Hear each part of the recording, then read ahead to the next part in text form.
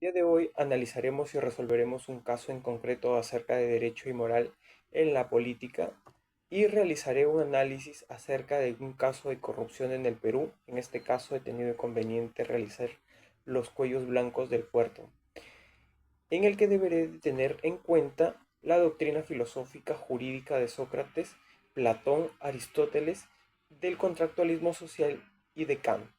Bueno, como ya les mencioné, yo hablaré acerca de los cuellos blancos del puerto, la red que corrompió la justicia. Bueno, antes de empezar, quisiera realizar la siguiente pregunta. ¿Qué pasa cuando quienes garantizan la justicia se convierten en una red de corrupción? Este es el núcleo del caso de los cuellos blancos del puerto, uno de los escándalos judiciales más graves de la historia reciente del Perú. El caso de los cuellos blancos del puerto expone cómo la justicia puede ser secuestrada desde adentro. En un contexto de la organización, la Fiscalía del Callao se sostiene a la teoría de que una organización criminal que involucra jueces de la Corte Suprema, entre ellos el prófugo y detenido en España César Inostroza, al expresidente de la Corte Superior del Callao, Walter Ríos, y a ex consejeros del Consejo Nacional de Magistratura, a fiscales supremos y al propio fiscal de la Nación, Pedro Chávarri. Según la Fiscalía, los implicados habrían coordinado contrataciones irregulares de trabajadores, direccionando el nombramiento de jueces y fiscales y facilitando los fallos y situaciones que beneficien a terceros.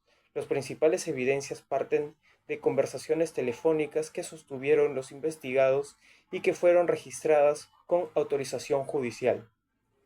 No se trata de corrupción, se trató de una maquinaria que vendía justicia al mejor postor. ¿Cómo se descubrió este caso? En el 2018, gracias a intercepciones telefónicas autorizadas por la justicia, se revelaron audios comprometedores. Estos audios difundidos por IDL, Reporteros y Panorama destaparon una red de negociaciones ilegales entre jueces y fiscales. Los principales rostros: César Inostroza, el juez supremo que hoy está detenido en España. Modo de operar y la estructura.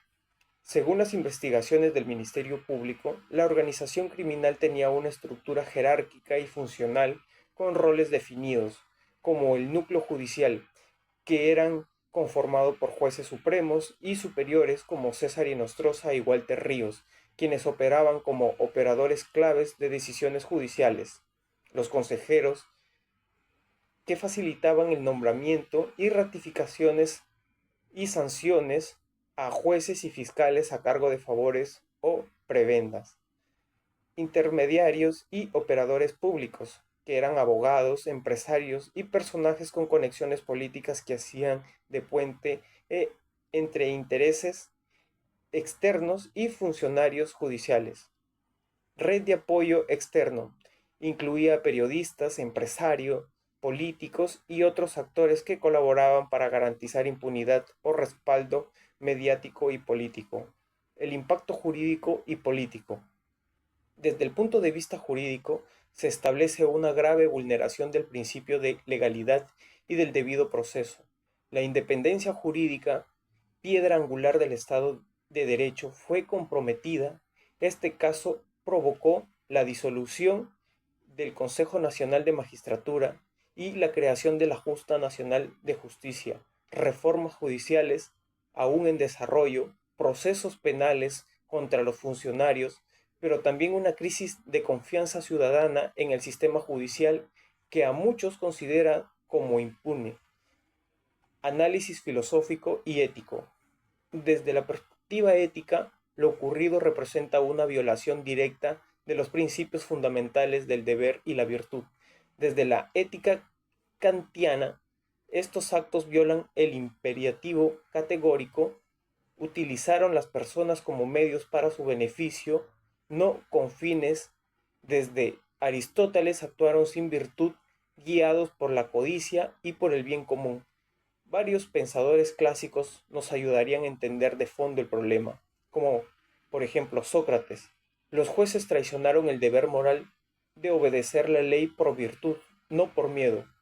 Platón advertía que la democracia sin ética cae en corrupción. Aristóteles No hay justicia sin virtud, nos decía. El poder se usó para el beneficio propio. Kant actuó como intereses de romper la ley moral. Estas acciones jamás podrían ser universales.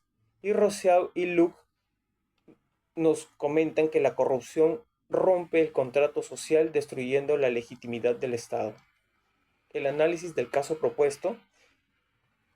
El caso conocido como los cuellos blancos del puerto representa uno de los escándalos más graves de corrupción en la historia del sistema judicial peruano, revelada como una red de jueces, fiscales, empresarios y exmiembros del desaparecido Consejo Nacional de Magistratura. Operaba como una organización criminal desde las entrañas del Poder Judicial.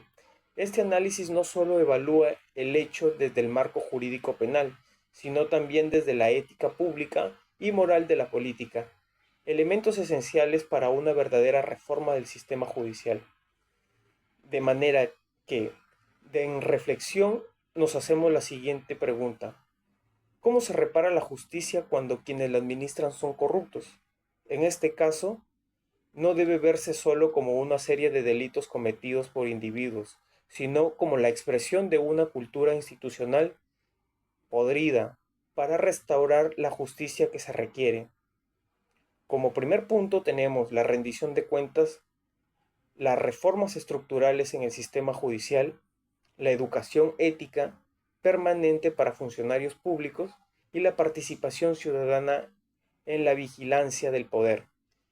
Los delitos cometidos por esta organización son los principales y de tipo penal, son organización criminal, estipulado en el artículo 317 del Código Penal, cohecho pasivo y activo específico, tráfico de influencias y patrocinio ilegal.